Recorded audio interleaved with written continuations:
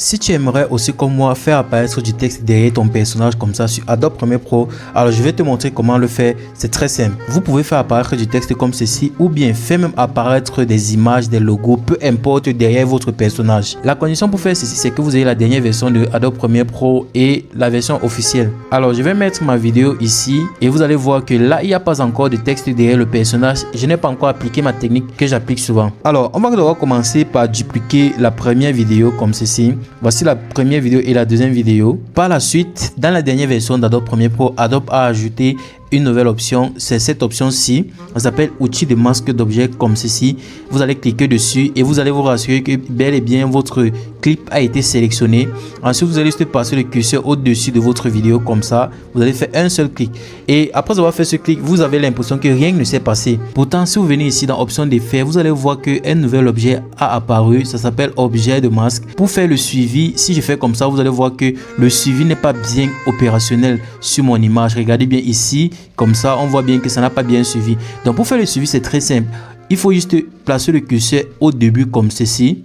Voilà. Se rassurer que tout est bien fait. Donc, je vais encore faire un clic. Vous voyez maintenant que ça a bien pris les contours de mon image. Je peux sélectionner plusieurs choses. Je peux sélectionner ça, ça ou ça. Même cette plante ici, je peux tout sélectionner. Mais je vais laisser comme ça sur mon image. Ensuite, je me rassure que mon curseur est bien au début. Je vais cliquer ici pour faire le suivi du masque sélectionné. Donc, je vais faire un clic comme ça. Et là, ça va commencer le suivi. Là, vous voyez comment ça va jouer la vidéo et ça va commencer le suivi de mon masque. Dès que le suivi est terminé, on va patienter quelques instants. Ok, dès que le suivi est terminé, vous voyez ici là que Adobe Premiere Pro a mis des clés d'animation ici, des clés d'animation un peu de partout comme ça sur le suivi. Et par la suite, qu'est-ce qu'on va faire? On va juste récupérer cet objet de masque ici. On va faire un clic droit. On va glisser cela dans opacité. Voici opacité comme ça. On va glisser ici ceci dans opacité. Et vous pensez que rien ne s'est passé, mais beaucoup de choses se sont passées. Donc, pour vérifier ce qui s'est passé, c'est que je vais positionner ma séquence comme ça. Je vais positionner ma vidéo comme ceci.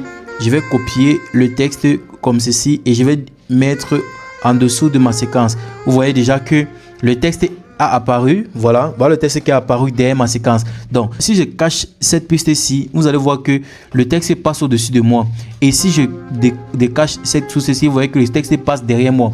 Et si je cache ici, vous voyez que le derrière moi est noir. Tout simplement, ce que Adobe Premiere Pro a fait, c'est qu'il a supprimé l'arrière-plan de la première vidéo aussi. Comme ça, il a supprimé l'arrière-plan de la première vidéo. Donc, ce qui fait que je peux mettre des choses derrière. Et maintenant, pour avoir mon arrière-plan, il faudrait bien que j'active ici. C'est pour ça qu'au début, j'ai commencé d'abord par dupliquer la vidéo. Voilà. Donc, avec ceci,